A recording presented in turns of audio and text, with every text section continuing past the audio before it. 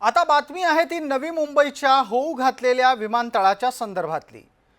विमानतळाच्या नावाबाबतीत थेट भूमिका घेत दिबा पाटील यांचं नाव नवी मुंबईच्या विमानतळाला द्यावं अशी भूमिका सर्वपक्षीय कृती समितीने घेतली आहे। नवी मुंबईमध्ये या निमित्तानं भव्य वाहन रॅलीचं आयोजन करण्यात आलं। वाशीच्या सिडको प्रदर्शन स्थानकापासून करजांडेपर्यंत ही रॅली काढण्यात आली। राज्य सरकारनं दिबा पाटील यांच्या नावाचा प्रस्ताव केंद्र सरकारकडे पाठवलाय, मात्र 2 वर्ष झाली तरीही अद्याप तशा प्रकारची अधिकृत घोषणा करण्यात न आल्यानं संताप व्यक्त होतो आहे। नवी मुंबई आंतरराष्ट्रीय विमानतळाला लोकनेते दिबा पाटील यांचं नाव देण्यात यावे यासाठी प्रकल्पग्रस्त भूमिपुत्र आज एकवटलेले पाहायला भेटत आहेत। वाशी येथील सिडको एक्झिबिशन सेंटरच्या बाहेर जे आहेत हे प्रकल्पग्रस्त एकत्र आलेले आपल्याला पाहायला भेटत आहेत।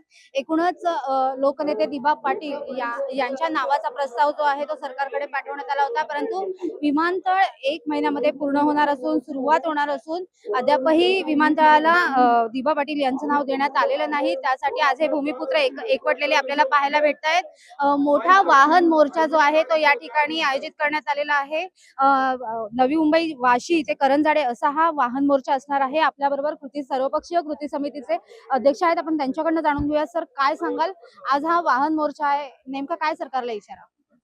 आम्ही केंद्राला संदेश देऊ इच्छितो। प्रलंबित जो आमचा ठराव राज्य सरकारने पाठवलेला नामकरणासंदर्भात तो लोकनेते दिबा पाटलांच्या नावाने त्वरित व्हावा, किंबहुना ज्या वेळा उद्घाटन होईल त्याच्या अगोदर अधिसूचना काढावी ही आमची मागणी आहे। दुसरं असं की जी नोकर भरती आहे ती सर्वपक्षीय कृती समिती स्थापन करावी आणि त्यामार्फत या ठिकाणच्या लोकांना नोकऱ्या मिळाव्यात ही भावना आहे।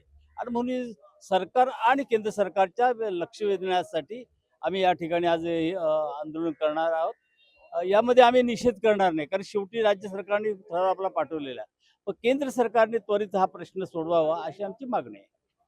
नक्कीच केंद्र सरकारला हा एक इशारा म्हणून जे आहे हा वाहन मोर्चा काढण्यात आल्याच्या प्रतिक्रिया ज्या आहेत त्या अध्यक्षांनी व्यक्त केलेल्या पाहायला भेटत आहेत।